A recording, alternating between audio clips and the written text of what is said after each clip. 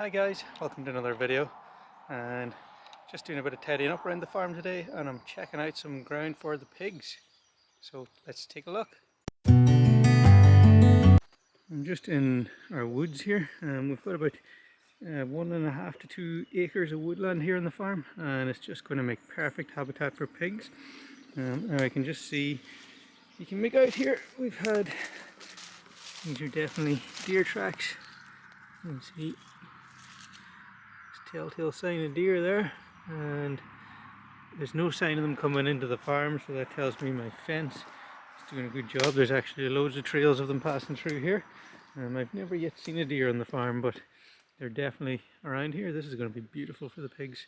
They're just going to love this. Now I'm probably going to run the pigs in 2 groups, so I'm trying to get my pig numbers up. I'm hoping to run maybe 6 to 8 pigs this year. So I'm going to split them into 2 groups. My dad has got ground down at his farm, so we'll probably put a group there, and then between this farm here and the new farm that we've leased, I'll probably run a group up here as well. And I'm trying to get my pig numbers up so we can actually offer some pork for sale, because we produce awesome pork.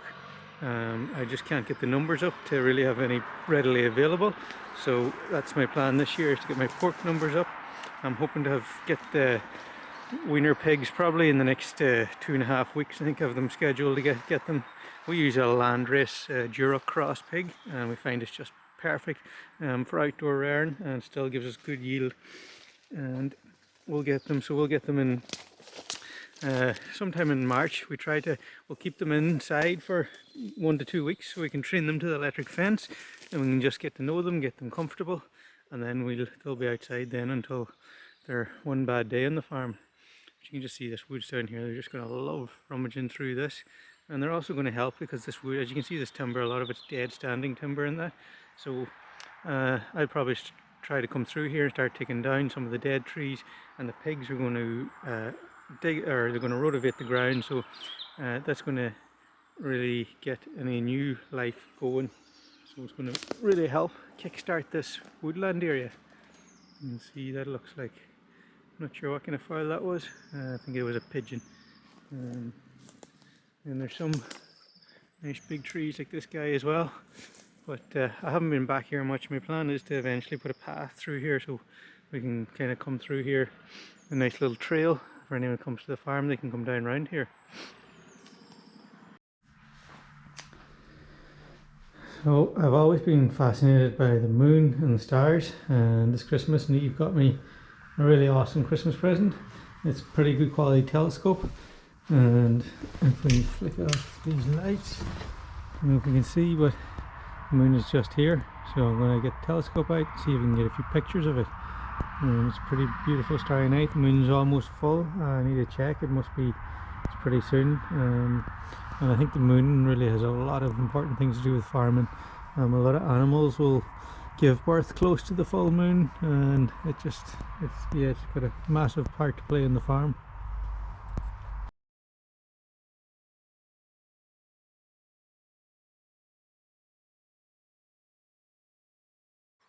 Today's project, I try to keep the farm as tidy and organised as possible, but particularly over the winter when I'm going from one project to the next, I generally have one area that is kind of a little dumping ground, and that happened to be my polytunnel here. So I've just been kind of, anything that I didn't know what to do with got put in here. So I need to get in here and clean this out, and because Neve's going to need it for propagation area, and so yeah, I just gotta bite the bullet and get on with it. This little tunnel, actually, we moved to the farm here about 16 months ago, and it was the only place that was dry that I could actually put this little tunnel up. It's actually, as you can see, that's my tree lane end there, so it's actually the end of my tree lane, so it's actually in the way. And yeah, I lied to myself when I put this here. I was like, when the summer comes, I'll move it back over to where I actually want it, which is going to be over there. And yeah, I lied to myself. I never got around to moving it. The plan is to maybe move it later on this summer. It's not high up in the priority, because what I do is I use this as turning in my tree lane. But yeah, hopefully I'm going to change it.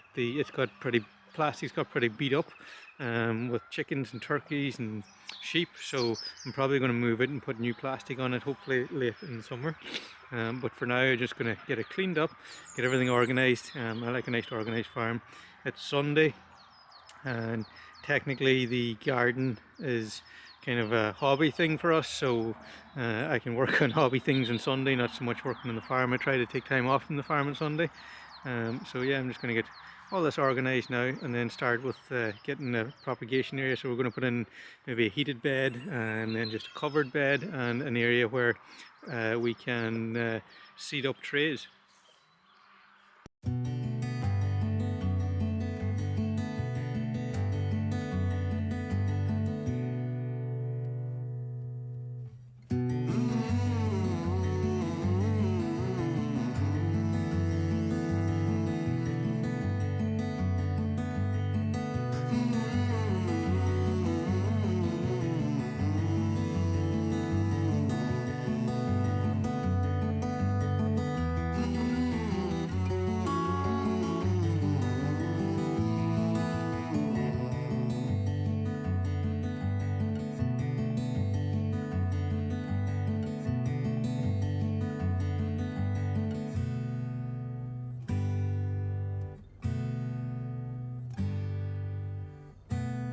We got a little bit done.